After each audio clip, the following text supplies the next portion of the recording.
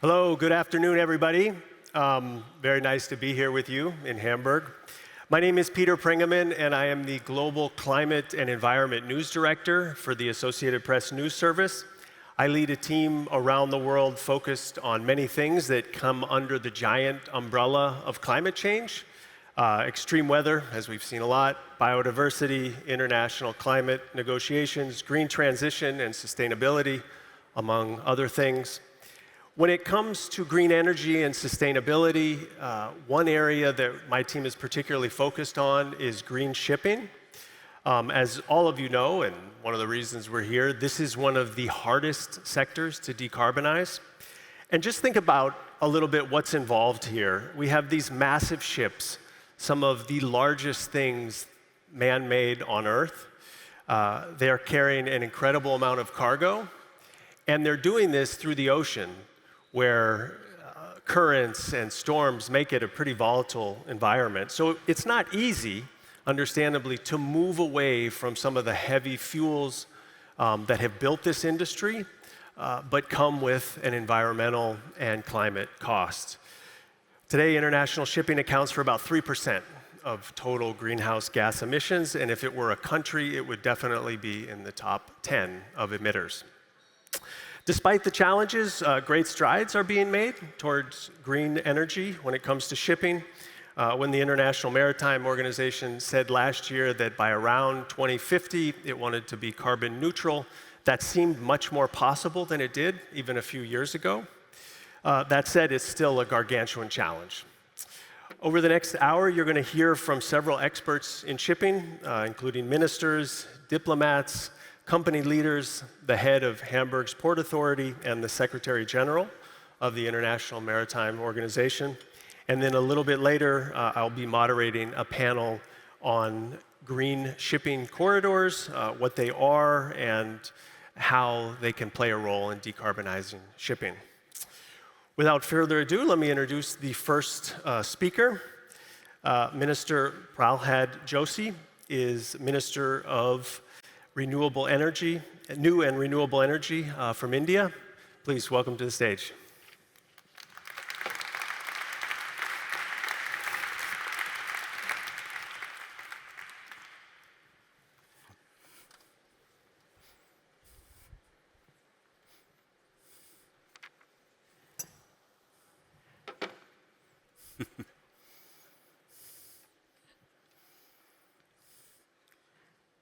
Namaskar. Namaskar means, this is called Namaskar. This Namaskar means good afternoon, good evening, whatever we are going to wish every day. In Indian culture, it is called Namaskar. Good afternoon to everybody. Her Excellency, Ms. Svenja Schulze, Minister for Economic Cooperation and Development, Germany. Distinguished panelists, ladies and gentlemen, first and foremost, thank you for hosting this huge conference in Hamburg. You have hosted us, thank you for that. I have come all the way from India, and I see the people attended this sustainable conference from all the parts of the world. Honorable Minister, I would like to tell you, somebody in the morning, they were asking me, any other purpose, with any other purpose you have come? No, I have only come for this purpose only on your invitation. Highlighting and tomorrow I am going back. And that's also because I have come for this purpose and I am going back. Highlighting the urgency of the sustainability, this conference addresses a crucial issue for future generation. As India's Union Minister for New and Renewable Energy, I stand for a nation with the largest youth population of the world. This responsibility weight on our government is in the shoulders of our government under the leadership of Prime Minister Shri Modi. As I represent over 700 millions of young Indians, those are under 30 who deserve the sustainable future.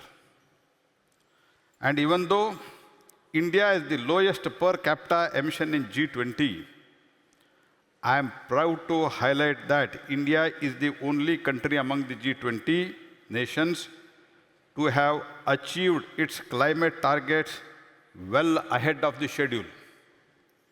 So India represents the voice of reason. This concept of sustainability is deeply rooted in the Indian culture.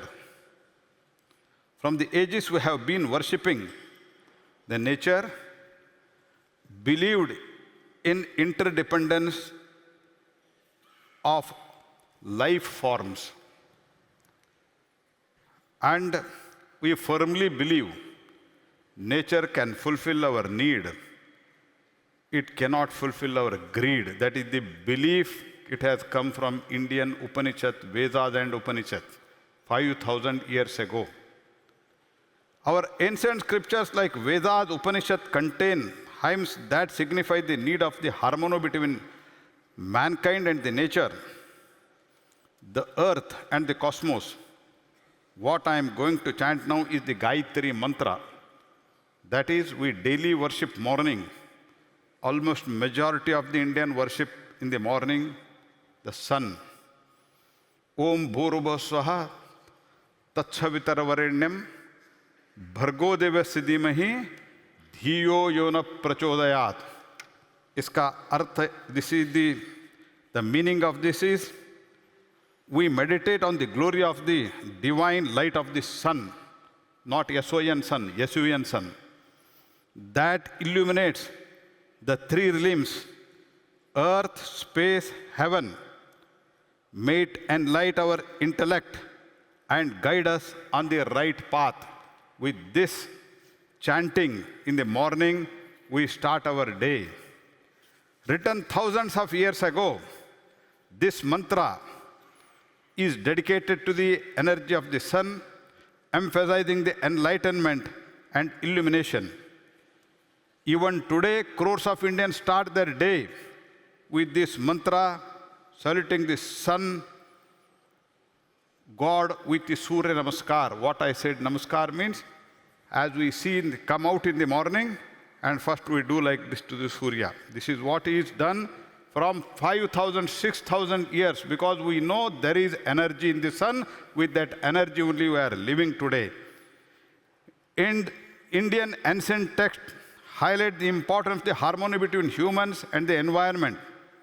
Building on these timeless values, India's Prime Minister Shri Narendra Modi is accelerating the India's transition to the clean energy, demonstrating the commitment to the sustainable development.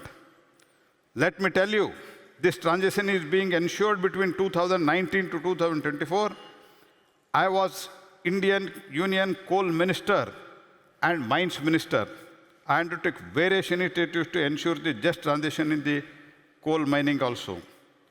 Viability gap funding was provided in a huge, that is $102 million for the financially supporting the coal gasification. And since the theme of this session is green shipping, let me also mention you that I oversaw the development of inland waterways on the Brahmini River for the cargo transportation. As we all know, the waterway transportation is more environment friendly compared to the diesel and other model, train, road, whatever the models we take it, it is quite better than that. I will talk more on the green shipping, but let me also highlight, through the government-owned companies, I led the mining ecosystem, because there is no other option for the mining, to plant over 100 millions of tree saplings, 100 millions. I also made efforts to reduce the pollution in the mining sector by using the surface miners for the blast-free operations. So even though energy security and the access are paramount importance to us, they have never hindered our commitment toward the energy transition, both nationally and globally. As one of the fastest growing large economies in the world, India recognizes providing affordable and secure energy to our vast population is essential for achieving our development goals. We remain committed to our pursuit of a sustainable energy future that aligns with our growth ambitions and environmental responsibilities. So as I said, India does stand as a global voice for a region. And over the last decade, under the leadership of Prime Minister Modi, India has established itself as a leader in the environmental consciousness, playing a pivotal role in global sustainability efforts. Even since Modi ji became India's Prime Minister in 2014, India has witnessed extraordinary transformation in its renewable energy landscape. The country has experienced one of the fastest rates of the growth in the renewable energy sector among the major economies, demonstrating the strong commitment to the sustainable development. In March 2014, our installed RE capacity, including the large hydro, was about 75 gigawatt. As of today, in almost 10 years, it has crossed 208 gigawatt, which is increase of 175%. Moreover, total RE generation has seen incredible increase from 193.5 billion units in 2014 to 360 billion units, marking an 86% rise. One of the standout initiatives has been launch of the International Solar Alliance, which has garnered the support of over 100 countries. This collaboration demonstrates India's leadership in the global efforts to harness the solar energy and combat the climate change. Under the guidance of Prime Minister, India has also exceeded many of its nationally determined contributions, achieving 40% of power installed capacity from the non-fossil fuel sources by 2021.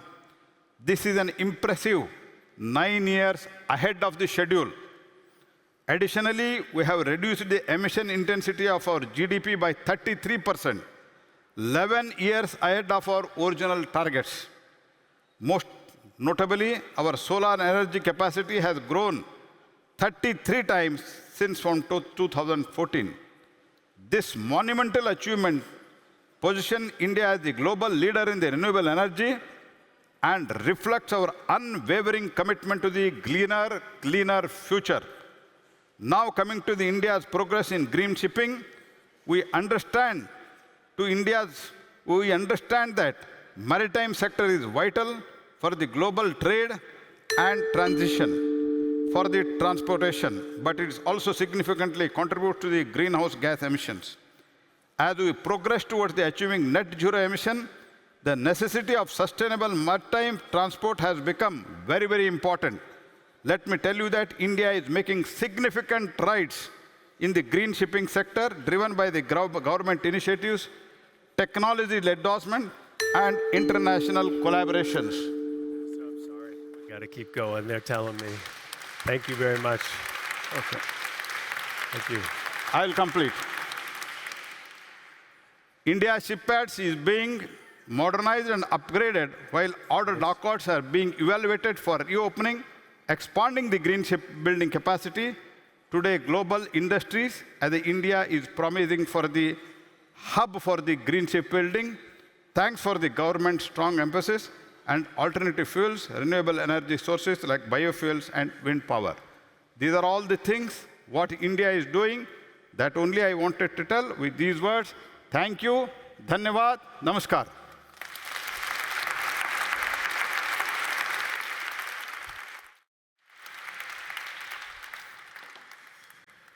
Thank you very much, Minister.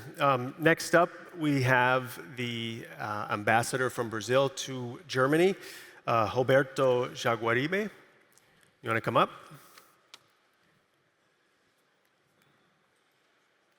Yeah. Thank you. Welcome.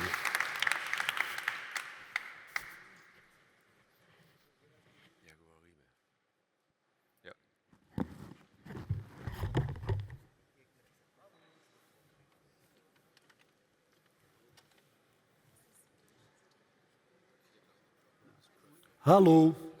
Oh, yeah. So good afternoon, everybody. Thank you very much. I want to, first of all, congratulate the Minister, Svenja Schulze, not just for this panel, but for conceiving this whole project. It is a fundamental step in dealing with probably the most central crisis of all the crises that we are facing today. Brazil, as you know, is a big partner in this endeavor, but also we are a manifestation of how urgent this is. This year alone, we've had wildfires in all but 2 of Brazilian federative states. We've had the biggest inundations and floods in southern Brazil ever in the month of May, after we had the biggest in a completely different season in the same state in the month of September about a year ago. And of course, this is not just in Brazil, this is all over the world, and it needs convergence globally, and Germany has always been a great facilitator. I want to direct my conversation with you to the issue at hand, which is green navigation, green fuel for navigation. We believe that this is a fundamental element, of course, because it will hinder global trade. And global trade for Brazil and for all of you is a sustainable, a fundamental element of our economy has become to be. In the case of Brazil, we are developing several alternatives to deal with this issue, and this is one of the points I want to highlight, and I must highlight anywhere we are talking about sustainability. There are several paths to sustainability, and we must not hinder any of them. We need urgent solutions, and many of them have to be utilized. In the case of Brazil, of course, we are looking to green hydrogen, we're looking to low carbon hydrogen, but we're also looking at biofuels. Just as an example, at present, Petrobras, the Brazilian oil company and also green fuel company, is already making available a combination of fuel for navigation, bunker, which already has close to a little more than 20% biofuel. And this requires absolutely no change in the engine and already reduces emission by 17%. So this is not a final solution, but it's already something that can be utilized in order to seek the solution. We're looking at also at methanol from biomass, methanol from biogas, many alternative solutions that are ready-made and can be very, very beneficial. Of course, Brazil already has, as you know, a very big bioethanol plant. It started many years ago, and it has impeded the emission of 1 billion tons of carbon equivalent because of the plant. On a yearly basis, it impedes almost 35 to 40 million tons every year. So we're very comfortable with this idea. We're looking forward to engaging with other partners. I was happy to be here today. I think that this is something that we have to take into account. I always say, especially in Germany, that biofuels actually invented with the diesel engine by Rudolf Diesel. And his recommendation was that farmers around Germany and around Europe should use biofuel to run. And of course, we have followed his word to the line in Brazil. Most of Brazil's big enterprises in the agricultural sector already run with methanol coming from biogas, and biofuels in general. So one of our priorities in the G20 is the measurement of emissions, and we believe that we must have this from cradle to the grave. It's the only solution. And of course, when you look at that, in the case of Brazil today, green hydrogen by aeolic wind is the least emitting that we have. Second is green hydrogen from ethanol. And the third is green hydrogen from solar plants. And what I'm saying is that you have to accommodate many different situations in different circumstances in order to reach the goals that we urgently need. So just a reminder that we have different solutions, and this is a dependency of different environments because of ecological circumstances, because of social circumstances, because of economic circumstances. And we must maximize all the possibilities that we have in order to urgently reach a very sharp decrease in emissions. Thank you very much.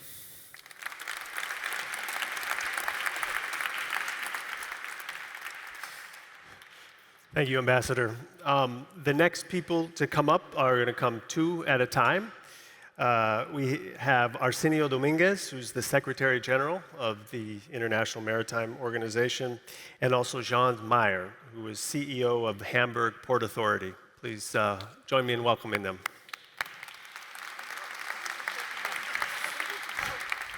Conversation up here? I don't know. This is rather interesting. We are surprised. Coming up together. Arsenio, it's your turn. Apparently it's my turn now. This is a good afternoon, Minister. Thank you very much for the invitation, Excellencies. This is not rehearsed. We didn't know that we were going to come in together. So that's why I'm going to start. Yes. We started with a quote on the work of the International Maritime Organization's work in relation to decarbonization. Don't take this the wrong way, but I like the fact that it says that we are going to decarbonize by or around 2050. I prefer not to use the air quotes, because I am very optimistic and convinced that we are going to decarbonize the sector by or around 2050. Yes, it is true that it's a hard-to-abate sector. It's not the only one. But that's why we're open to all the options in order to achieve the goals that we have established. And we just heard from the Minister from India, as well as from His Excellency, the Ambassador from Brazil, about the different options that they are analyzing, the different type of fuels, how at national level India is looking into more renewable sources of energy. And that's why at IMO, even though I always get asked these questions, we're not regulating based on just one fuel. Because as we know that it's a hard-to-abate sector, we also need to look into all the opportunities that are there.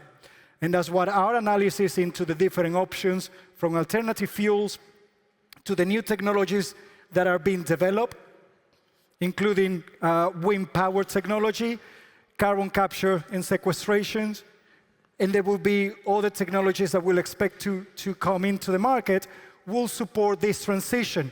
And that's the other point that I like to stress. There is a transition. This is not going to happen overnight.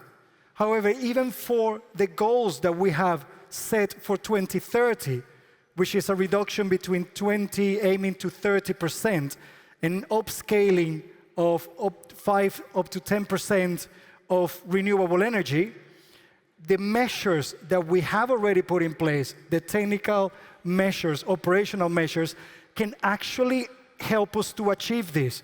And something that I continue to find out when I come to events and I speak to different stakeholders is that the low-hanging fruits are not really being taken on board 100%. This is also a good opportunity to link everything to the role that ports play in decarbonization, and it's good to hit all the investment because ships will need that ship-to-port interface to be provided with renewable sources in order to reduce emissions when they are in port, as well as working on slow at sea, but fast at port.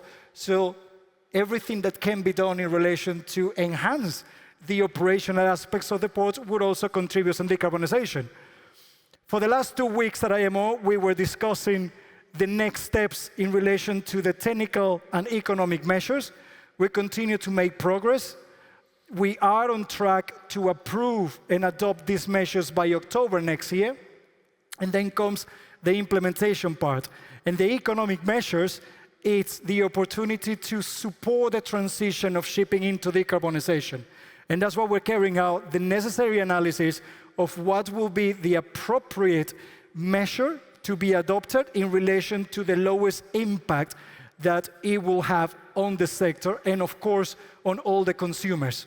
And I'm going to stop now because I want to give you an opportunity just in case I have to come back on any of the comments that you make. Thank you. Yeah, thank you very much, Arsenio.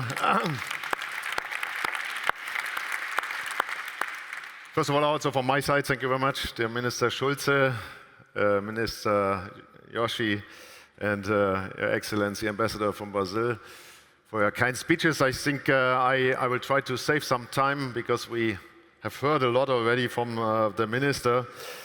Let me start with a smooth quote. You know, in the maritime section, we say, a smooth sea never made a skilled sailor. What does that mean? We have seen during the last 50 years a lot of transformations in our industry, technical innovations, regulatory changes, shifts in global trade dynamics, and a clear path towards sustainability. And this transformation, while not always smooth and easy, have definitely made maritime transportation more efficient, safer, and also more environmental friendly. But when we look at the main topics we have discussed during the last decades, it was everything around three objectives. It was on decarbonization. It's not on this slide, that's a joke afterwards. It was on affordability, because we think as ports we also have to ensure a fair cost of energy to the consumers. That was also in the debate this morning. And on security, we have to ensure the reliability and resilience of energy supply. That is very important, and we try to get the right balance between all the partners along the supply chain.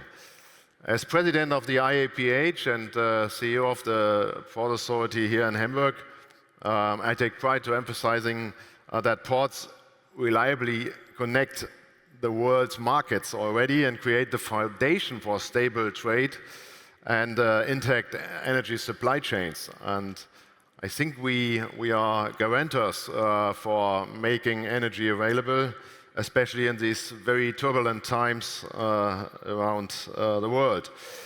We are great locations where we can start the energy transformation. We can do the import, the export, but also offtake and distribution. And that is a great chance to bring in new technologies to our planet. We have already established a lot of green corridors. And now it's time, and we will discuss that during the next days at the World Port Conference. How can we combine the green corridors to a green planet? Let's call it like this. Combine that not any longer as a port-to-port relationship, maybe at the end as a door-to-door green corridor. We have seen a lot of concrete examples during the next days. Some people will have also the chance to see, for example, our onshore power supply systems, where we have already implemented here in Hamburg, but also by our friends in Los Angeles. We exchanged our knowledge, and that is also the way how we should try to implement the path of decarbonization in the future. To say it very frankly, we think we as ports, we have not any longer the mentality we have a problem. We moved for several years now in the direction as part of a solution port. We are part of the solution. Ladies and gentlemen, come back to the long speeches on this kind of conferences. Maybe to make it very clear and frankly, maybe you have noticed here in the northern part of Germany, sometimes we are a bit laconic here in Hamburg. Why is that? We don't mince words unnecessarily. We just like to get to the point. And if there's nothing else to say than a yes, or like we say, yo, it's something like a full sentence. And that means at the end, it does not say, we are not like to chat with each other. But if there's nothing else necessary, we try to get into an action plan. And it's like, as you see here, full sentence, full commitment, and we are full committed as ports and port authorities for sustainability, for security on energy supply chain and all the supply chain of goods. and also for the affordability of energy. And we can say it here with a simple yo. Let's start ACT and move into the next panel, or maybe you would like to echo as a conclusion to our short introduction. Thanks. We've been rushed. I think we have 10 seconds. Yeah. And in 10 seconds, I had a look. when you look into the way forward, just as you listened earlier into all the opportunities that are there, please remain positive. Because yes, there are going to be challenges along the way, but you just highlighted some of the actions that you have taken, and we also heard what can be done, and it's being done already. So let's continue to actually work for this industry, and it's good to have different stakeholders, because that's another thing that we need. It needs to work together in order to actually find the actions that we all need to put into place. Yeah? Arsenio, thanks for coming. Thank you. Are we on time? That's it. That's good time. That was good. That was good. Thank you. All right. Thank you both very much. Now we are going to move to the next part of this, which is a panel discussion on kind of how we move from these ideas a little bit to actually putting them in place. Please, if the panelists come up,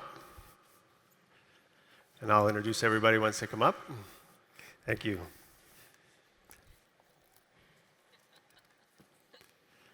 Hello. Hello. Hello. Welcome. Welcome.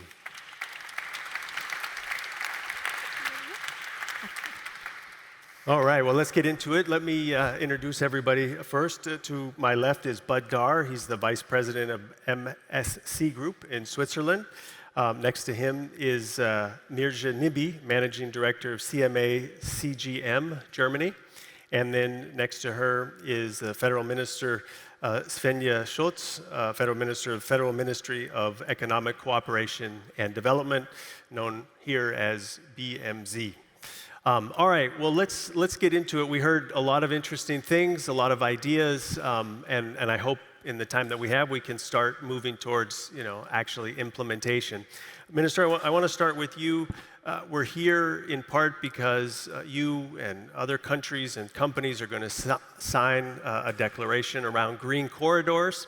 So let me ask you to say what a green corridor is and a little bit more about Germany and its role and kind of what we're going to sign a little bit later today.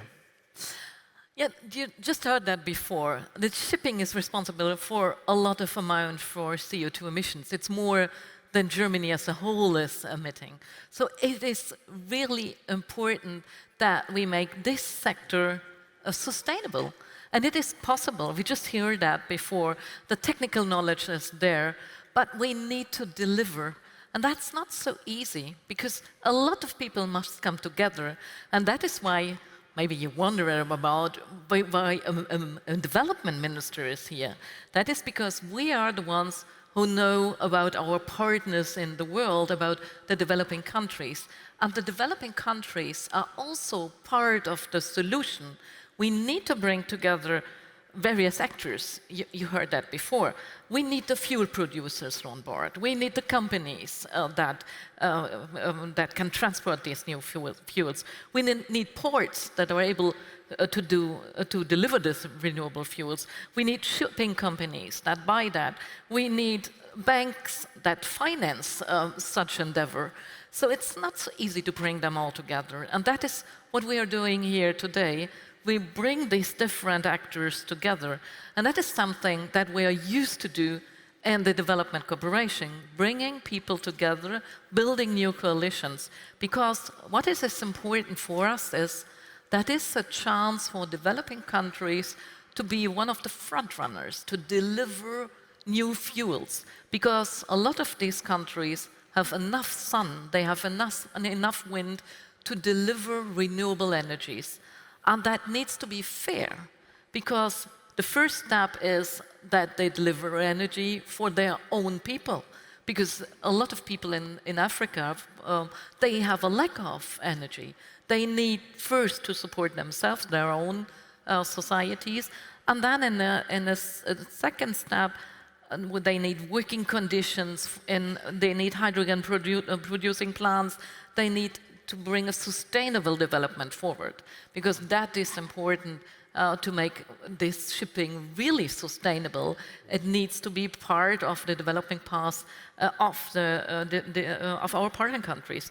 And for this coordination, that is easier to say than to do, and that is what we are doing here. We said, yo, together and said we will do that now. Yeah. Just stop writing papers, bringing the people together, go in action, and describe the path that we need to go. And that is what we do today, and what we did over a long time now in preparing this event here today. Thank you. Let me go to you, Mirja, and then Bud. Actually, similar question. So it's the companies that have to do the decarbonizing, right? Which is hard work, which a lot of people have said here. What in your mind are the biggest challenges to doing that? You know, right now in 2024. What keeps you up at night to getting to 2050 and be completely decarbonized? I think first of all, and we heard that this whole day, there is no option, there is no planet B, so we have to move, so we have to act. And at CMA CGM, we are committed to be net carbon zero by 2050, and we have intermediate targets, so 2030 reduction by 30%, 2040 by 80% CO2 emissions, and that means we need to invest in new vessels. So we have taken a huge investment of $18 billion in 131 new vessels. All are dual fuel vessels, so they can consume LNG, but they can also consume methanol, e-methanol. And the question, of course, at the moment is, which fuel will be the fuel of the future, which will be available, scalable, and also cost-wise payable. And I think that's in the biggest challenges at the moment, which also count on what Mrs. Schulze said. The ports at the moment don't have the infrastructure yet, and also the fuels which are needed are not there yet. And of course, companies who are producing fuels hesitate to invest because it's also huge investments needed. So we need to collaborate. We need to work together to ensure to fuel producers that we are consuming the fuel in future, so that they have this security to invest with a long return on invest. Okay. You, same question. Yeah, sure. What are the challenges? I'm going to start by saying one thing off script, sorry. Good, good. You may have heard a leader in our sector say something about Hamburg not being a particularly important port to them. I want to say my company feels the exact opposite. I'm honored to be here, and I'm happy to contribute our part to help build a great event like this around such an important topic. And you can count on us to continue to do that and actively participate in the community. To answer your question more directly, the top three things that we need are fuel, fuel, and fuel. Without the fuel, none of this matters. Every aspirational comment and goal and declaration is a bunch of rubbish if we don't get the fuel. So one way or another, all of the stakeholders that can control that, whether it's the energy providers directly, whether it's us as the users sending the proper demand signals and being clear with what we can use and when to the extent that we can clarify that, and governments to provide the right carrot and stick, I don't care what combination it takes, to get the fuels to the market. That is what it will really take. We as the ship owners, we're investing. I mean, my company alone, tens of billions of euro in investment already in renewing our fleet for ships to be ready to use fuels that don't exist in the market just yet. But we can't wait. We have to move forward, and I think it's very important that we do that. Another thing that would be very helpful is fit-for-purpose global regulation. This industry has been calling for 3 years, since before COP26 in Glasgow, for net zero for 2050 to be the target. And I agree with the Secretary General's comment. I don't use the quotations either. It's 2050. As far as my company and the shipping industry in general is concerned. Governments can argue around the margins all they want. We've also been calling for application of a global pricing mechanism for carbon. We think that's essential to help accelerate the transition. And for the last 2 years, we've been calling for a global fuel standard. That work is under development now, but I urge governments from both developed states and developing states, put aside your political differences, please. Come to a framework that will be effective and will work and help create the level playing field and the right trajectory to meet that net zero for 2050 target. All right. Well, thank you. Thank you. Yeah, and the around part, you know, that's the IMO. So, but yeah, most of the net zero things that we talk about in journalism and across the industry have a specific date. So, not an around. Minister, I want to go back to you and thinking about what he just said about the fuels and the green corridor. It seems to me that there is a need for, you know, some accountability, right, of what you're trying to do over the next several years. Is that built into the agreement that you're signing later today? Like, how do we know that we don't just have this nice ceremony and a conference and that nothing happens? Like, how is that built in? I think you see that in the discussion here. We are all really convinced that it is possible to make shipping climate neutral in 2050. And everybody is engaged in that.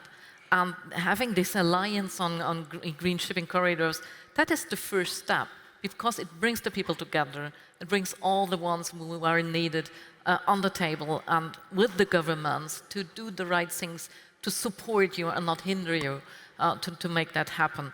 And that can only be the first step. That's absolutely clear. We must achieve the goal, and that means that the work is after this conference. We are signing here, and then the work starts again. We do that before, and we will do that after this conference. We want to make that happen, and that means really hard work to bring all the people together, to make the right steps, and to follow up in this process.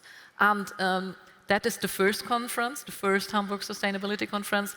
The next will be in June next year, and then we will see what steps do we go with until the next conference, and what do we need to do? So we continue working with each other. It's not just signing an agreement. Is it a continuous process that we are starting here? And that is what we promise all together in this alliance. All right. Well, thank you. In the short time that we have left, I want to go to a lightning round. You mentioned the fuels, right? And I want to ask each of you to just say what you think the most promising fuel is in 2024, and one sentence about it. I'm going to steal something from a good friend of mine, Knut Orbeck Nielsen. The #1 most promising fuel is collaboration. They're all going to be important, all three of the major molecules, but collaboration is going to be the key to make methanol, methane, and ammonia work and work for the future. Yeah. Okay. All right.